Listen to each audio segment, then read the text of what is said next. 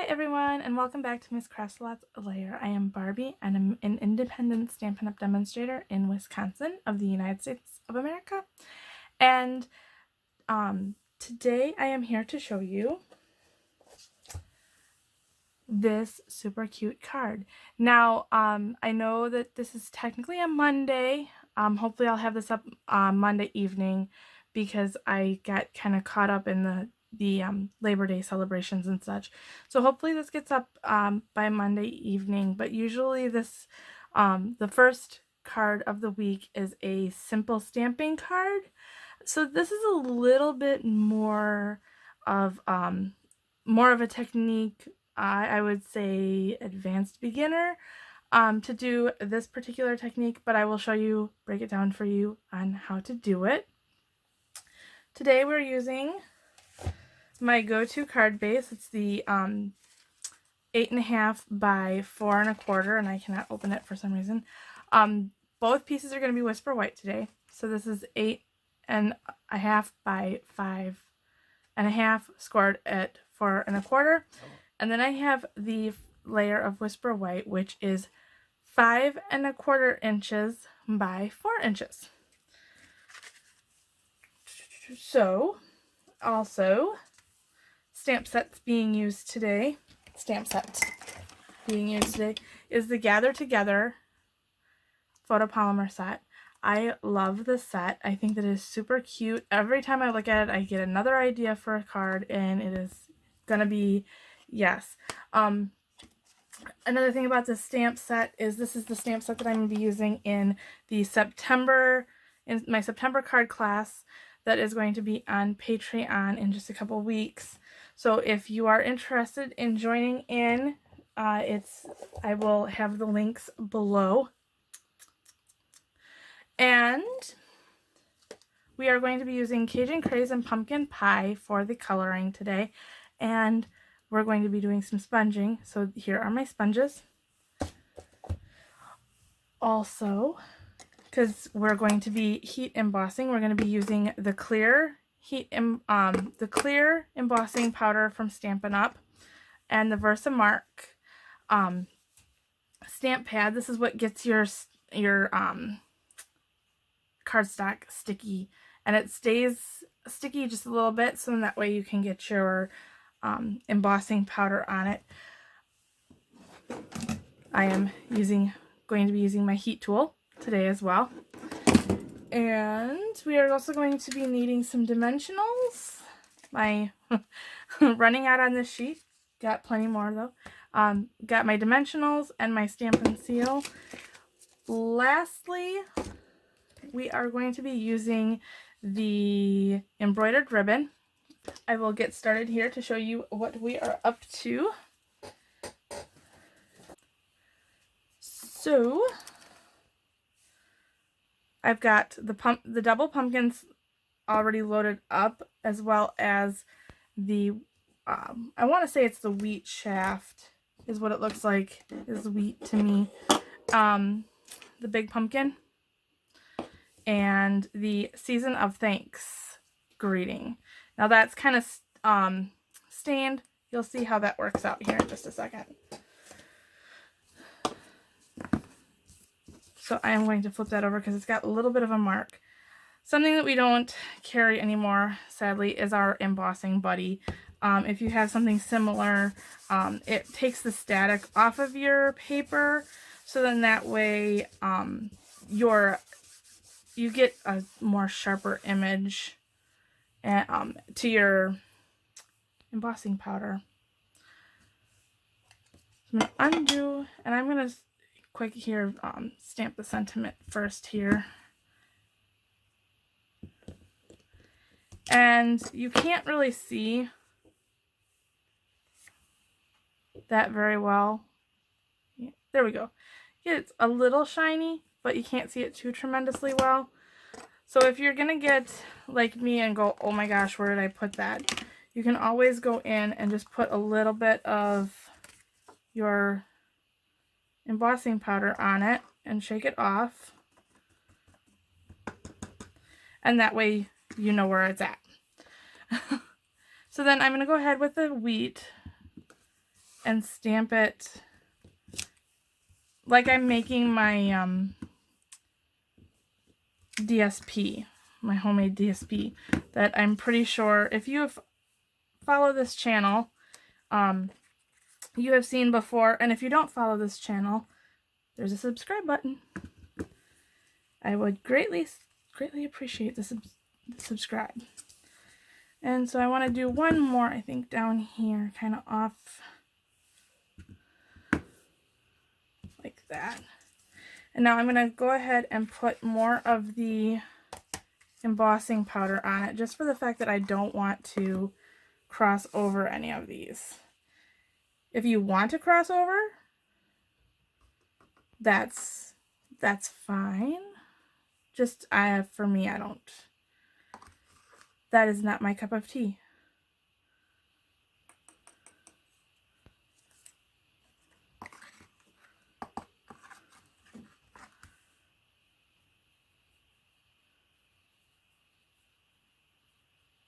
Sprinkle that all over. Tap it off. And I'm trying to get whatever residue does not go into my container. I use the container because I think that it's just a little bit easier to control where I'm getting my powder. But I'm trying to keep whatever does not go in there heading off of my workspace. And then I'm going to go with the double pumpkins. I think I'm going to have room enough for my big pumpkin. I might not.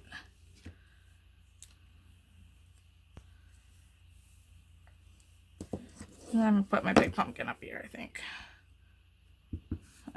If I can fit him in here.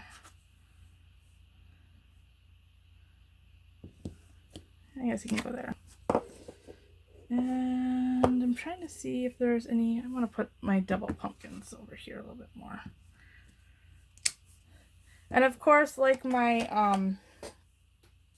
homemade DSP, I'm trying to get at least some of my images stamped off the side.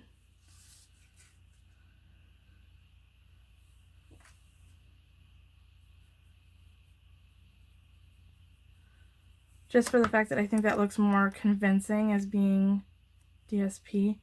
And when you're turning your paper, you don't want to get your finger in your Versamark, because that's just going to create a mess.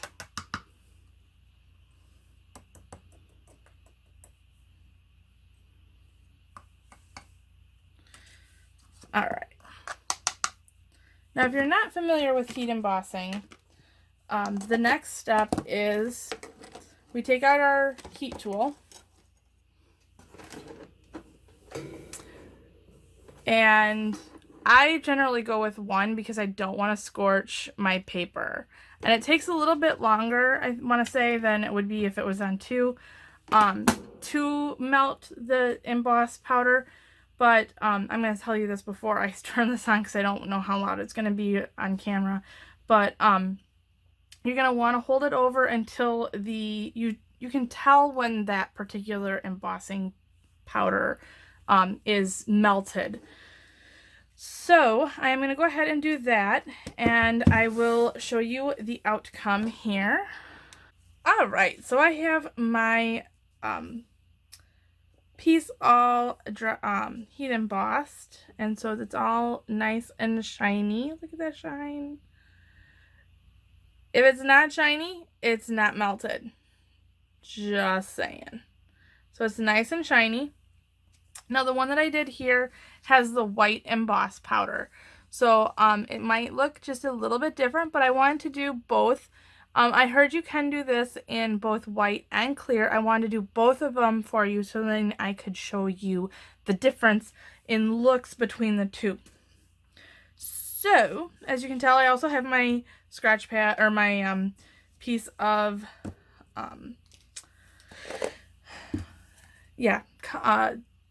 scrap paper, turn right side out.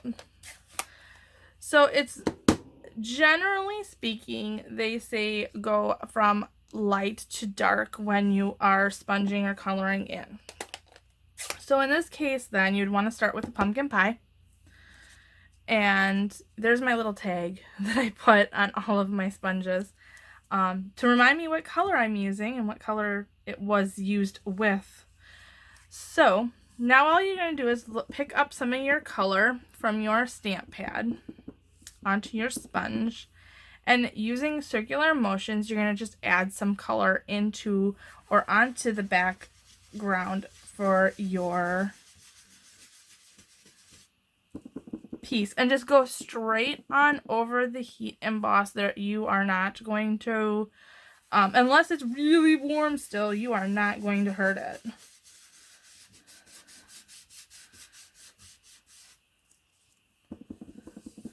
So I want to leave just a little bit of room for the Cajun Craze to be added in. I just kind of, actually the Cajun Craze for this one was an add-on. I was looking at it, I was like, that's kind of plain. Let's add some Cajun Craze to that. So there's a little bit of information for you for that card. And so, just to show you what you don't want to do, I started on the card, so it kind of got a darker spot of the pumpkin pie. If you like that, you like that. If you don't, you don't, apparently, obviously. So just to show you what it looks like if you did that. There are times, there are some cards that I like that look, and some colors that I think look better like that. This card, I didn't really want to go for that look. But I guess it would kind of help your Cajun Craze. So then I am going to go into the Cajun Craze now. And go ahead and just work it in some of the places that I left blank, and kind of blend it into the pumpkin pie.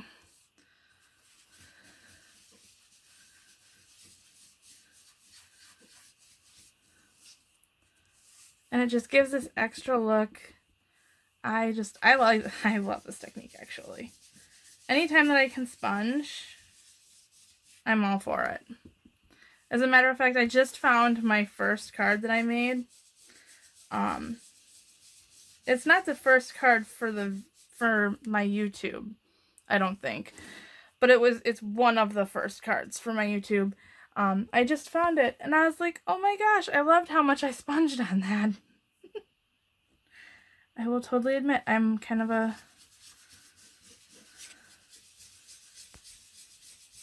I'm a sponger. In a good sense. So I think I am just going to put a little bit more Cajun Craze on here. I think we'll go down here and put a little bit. There we go. And your sponge might kind of fall apart a little bit. Mine's kind of flaking off, but that's perfectly fine. As long as it doesn't stick to your card, you're good. And you can just brush it away. Close these guys up, get more ink on my fingers, because, you know, what's a day stamping if you do not have ink on your fingers? I'm going to move this, and then I'm going to take out my ribbon, because I never really measure my ribbon. I just kind of put it across my card where I want to put it, and give me just a little bit of extra room to wiggle, and that's how I come up with my ribbon. So then I'm going to go ahead and flip that over, and I'm probably getting even more inky because there's still a little ink left to dry. But with the Stampin' Seal, I'm going to go ahead and just, oh, I didn't do that again. Ugh. Alright. So when you put your Stampin' Seal on, you want to kind of flick it to the side to break it off instead of what I had done at first. I learned that and I unlearned it. So that's just enough to tack it down. So there is the ribbon, dimensionals.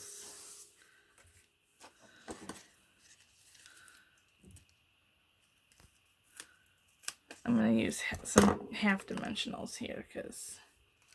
So here is my card base. So I'm going to go ahead and make sure that I'm opening this the right way because that's embarrassing. And I want to cover up that kind of dark spot. For some reason, this particular cardstock got a couple spots on it, which rearranging and moving and going, I think I'm going to move my move this here and move this there. Doesn't surprise me much if my cardstock has stuff on it. And then I went to reach for a particular cardstock color and realized that I was completely out of it. And I'm just like, whoops. So I'm going to go ahead and plop this here. It's a simpler card. It's just not a simple stamping card. So if you wanted to, you could take out a piece of paper towel and just kind of clean up some of the ink. So here is the white embossing powder. And here is the clear embossing powder. On the Whisper white paper, they're going to give you the same look. On Very Vanilla, obviously, the clear is going to turn whatever color the paper behind it would be. So like I said, white embossing powder.